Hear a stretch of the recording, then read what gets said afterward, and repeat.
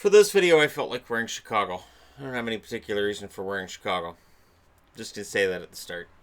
Braden Coburn extended 2 years by the Tampa Bay Lightning. $3.4 million is the complete cap hit.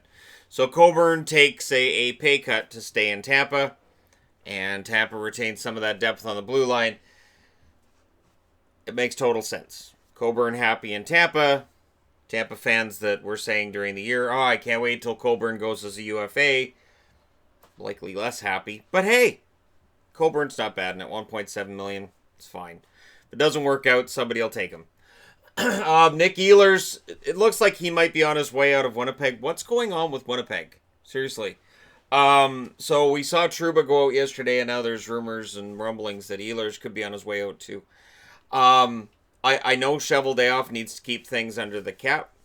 I just wonder what the team's going to look like when he's done. And the cap is going to be, we're going to get to that.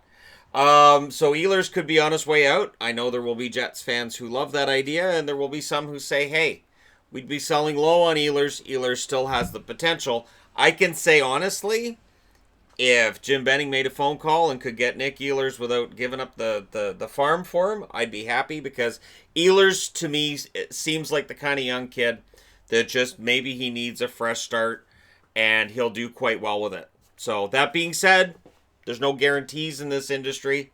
Some hockey players take very well to new surroundings and some don't.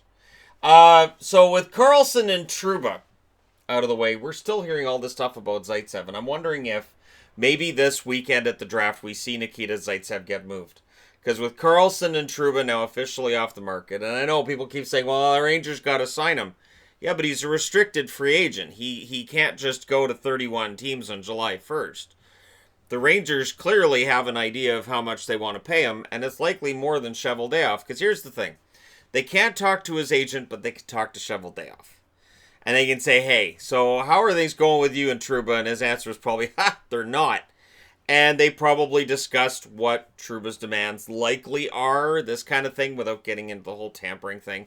But Winnipeg likely wanted to just be rid of Trouba. So the Rangers probably have a pretty good idea of what Jacob Trouba wanted, and they're probably willing to, if not capitulate completely, to get closer to his number than Winnipeg did.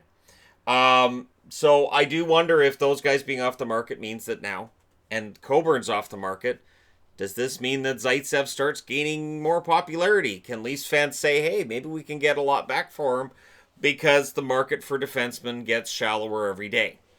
And it does. One of the guys I had on the board yesterday, Braden Coburn, is now off the board of free agents, and now you got to move everybody up a spot. So it's going to be very interesting to see what happens with Zaitsev. I'm sure that the media in Canada is going to be all over it this weekend. And depending on which general manager you talk to, either it's going to be a busy draft day or no. Brad Treliving says no. Says he feels that the restricted free agent market is going to keep things quiet at the draft table. Pierre Dorian thinks it's going to be a volatile day and that anything could happen. And he does foresee a lot of movement. And when asked, he said, yeah, no, we can move up, we can move down. He thinks that that number 32 pick that they have, the first pick of the second round, he thinks that's a coveted spot. And with the fact that they have 19 and 32 and 44, and I said this when I talked about the draft about a month ago, those picks you could bundle in some shape or form and move up. So Ottawa's not ruling anything out, moving up, moving down, depending on what's being offered in their direction. And he's also said they're willing to take a bad contract that might have a couple years left in it so they could hit the cap floor. The cap floor might not be as high as we thought it was going to be. The cap could be below $82 million. So this is where, if you're a Vegas fan, if you're a Toronto fan, if you're a fan of a team that's looking at maybe a cap crunch, so Winnipeg, this could be a scary number. General managers are worried, and this number is going to get finalized by the end of this week because you have to know before free agency and hopefully before the draft what number you're looking at, but it could be $82 million or lower. So yesterday I talked about how it could be below 83. Now it's come out it could be below 82, and here's why. These points in purple, this is from Elliot Friedman's thoughts on it, and I don't have any reason to think that this isn't accurate. Hometown discounts are ending, so the NHLPA and the NHL agree on a cap And it may very well be, you know what, we're seeing an end to this hometown discount thing, and we're going to bring in the hard cap, and these insane raises in the cap have got to go. And there's another reason for that too. Players were upset with the amount of escrow. So I explained escrow a couple days back, and the escrow this year was 11.6%, meaning that 11.6% of their paychecks this past year were held in escrow. Now players want to get it to zero. The NHL is saying we could get it down to maybe 6. So in order to help with that, now escrow is tying your revenues to your expenses and saying, okay, the players are being paid this amount. We're not sure we're going to make that amount. So as a result, we're going to go ahead and take that money out of your check and throw that into a third-party account. And at the end of the year, you might get it back, you might not. By dropping the amount that the cap raises, they can also drop the amount of escrow. So while players won't get as much money, they also won't have to worry about so much money being held. And for guys who have contracts, not the free agents who are about to sign, they don't really have as much concern about what everybody else is going to make as what they're making. So since the NHLPA is a majority of players who already have contracts for next year, if this was something that was voted on, they'd be like, yeah, so those of us with contracts for next year, we don't want to deal with an 11.6% escrow or it going higher. Because if you go to $83 million and if the NHL revenues aren't keeping up with the salary cap raises, then yeah, you can sign that big contract, but you're not actually making that money. And it can be substantial. There's also the NHL, their TV deal in the States with NBC ends in 2021. And so the NHLPA and the NHL realized labor peace is good. And stability is good. Because if they can get things to where they're wonderful and it's all kumbaya, everybody's holding hands, everybody's getting along, they got a better chance of getting a fantastic deal at the end of it in 2021. And remember, the ratings for the Stanley Cup Final, while people in Canada are like, we don't care. It's St. Louis and Boston. The whole place could burn down. We don't care. Well, Canada seemed to have that attitude for the most part until St. Louis won. It was like, it's not Boston. Then, in the States, the ratings were pretty darn high. And hockey has done well. The ratings were high last year, too. The ratings have gone up 2 years in a row. The NHL wants to take advantage of this. The absolute worst thing that could happen for both the NHLPA and the NHL right now is a lockout next summer. So they're trying to avoid an opt-out. They're trying to make it so the players will stay in the deal.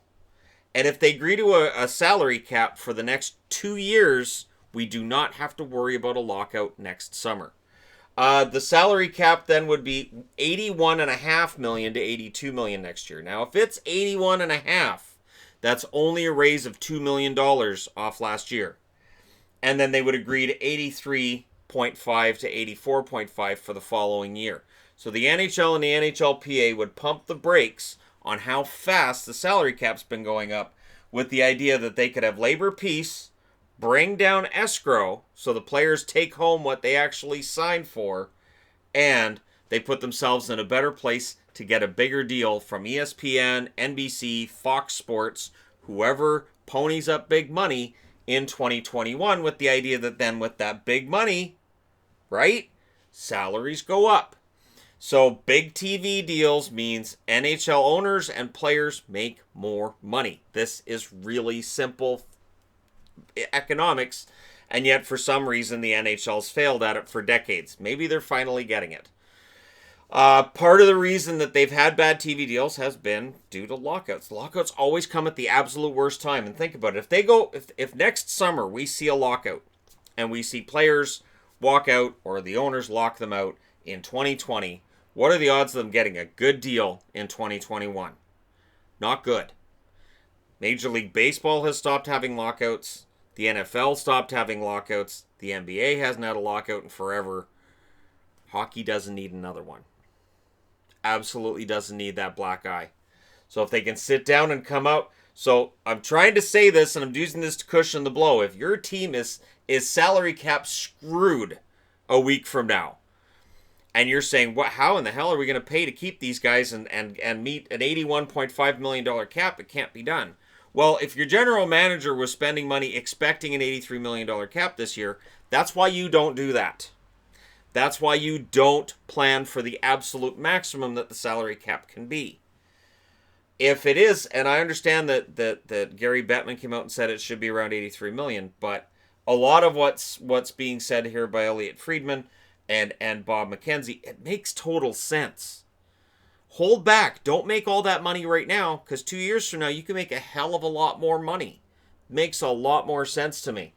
So this is going to be interesting, and for general managers who find themselves in serious cap trouble, they're going to have to work the phones, and that's where Pierre Dorion could very well be quite accurate in his prediction that we're going to see a very active trade day at the draft, both Friday and Saturday.